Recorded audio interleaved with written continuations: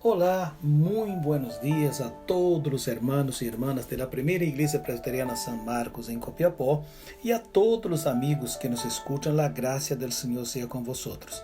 En esta nova série de devocionales, Cuidado com os falsos maestros, 2 de Pedro 2, del 1 al 9, seguimos com os versículos 1 al 3 que dizem: Pero hubo también falsos profetas entre el pueblo, como habrá entre vosotros falsos maestros, que introducirán encubiertamente herejías destructoras, y aún negarán al Señor que los rescató, atrayendo sobre sí mismo destrucción repentina. Y muchos seguirán sus disoluciones, por causa de los cuales el camino de la verdad será blasfemado. Y por avaricia harán mercadería de vosotros con palabras fingidas. Sobre los tales ya de largo tiempo la condenación no se tarda y su perdición no se duerme. Que el Señor bendiga otra vez esta palabra. En el devocional anterior, iniciando este capítulo 2 y hablando de los falsos maestros, mencionados por el apóstolo Pedro, dijimos que una de las ayudas que Pedro entrega a la iglesia para descubrir los falsos maestros es una descripción de los falsos maestros. Y de los versículos 1 al 3 hablamos de la primera descripción de los falsos maestros, y fue que ellos son engañadores. La segunda característica descrita en el texto es la negación. El versículo 1 también habla de esta verdad. Los falsos maestros son más conocidos por aquellos que se niegan a creer que por aquellos que creen en realidad.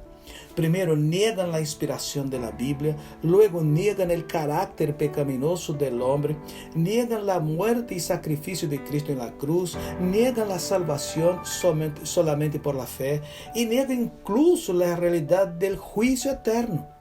Niegan específicamente la divinidad de Cristo y con esto pueden causar la destrucción de la verdad cristiana. Por ello, en primer lugar, el cristianismo y el cristiano están centrados en la persona de Cristo. Y si Cristo no es Dios, no existe la fe cristiana. Pero es importante destacar que en el caso de los falsos maestros del tiempo de Pedro, ellos no eran salvos, ellos son comparados con perros rabiosos o cerdos, no como ovejas, segundo Pedro dice en 2 de Pedro 2:22. En su carta, Judas también describe a los falsos maestros como personas que no poseen el Espíritu Santo. Judas, versículo 19. Lo que nos lleva a la realidad bíblica: si una persona no tiene el Espíritu Santo de Dios adentro de sí, este no es hijo de Dios, según Romanos capítulo 8, versículo 9. Pueden fingir que son salvos, pueden hacerse miembros de alguna iglesia, incluso pueden ser líderes de una iglesia, pero un día terminarán negando la fe y el Señor.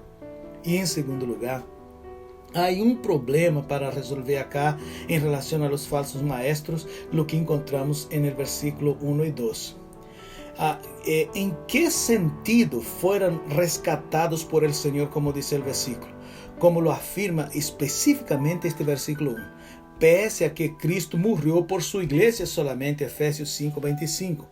El hecho es que Cristo murió por los pecados del mundo entero, 1 Juan 2:2. Es decir, el Señor con su muerte en la cruz compró el campo completo para de este mismo campo, sacar su buen tesoro, que es la iglesia. Mateo capítulo 13, versículo 44. O sea, la expiación de Cristo en la cruz es limitada a los que creen. Es solo para aquellos que creen, y esta fe en el corazón de estos que creen es una acción particular del Espíritu Santo, del mismo Dios. Y sin embargo, en relación a la eficacia de su muerte, la eficacia de la muerte de Cristo, ella es suficiente para todo el mundo. Warren Wiersbe afirma que Jesús compró hasta incluso a los que rechazan y niegan a Cristo, lo que hace con que el juicio de Dios sea aún más terrible para tales personas. Y en tercer lugar, es bien cierto que adentro de la iglesia de Cristo hay incluso cristianos fieles que de una o de otra forma eventualmente no entran en acuerdo sobre puntos doctrinarios. Sin embargo, todos están de acuerdo sobre la persona y obra del Señor Jesucristo.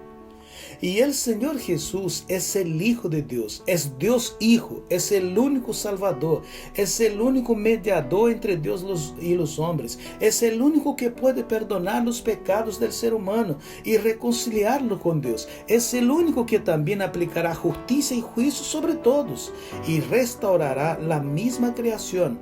Negar esta verdad es atraer condenación eterna para el alma. Toda la gloria y honra sea dada siempre al Señor Jesús por los siglos de los siglos. Que el Señor nos bendiga con su palabra.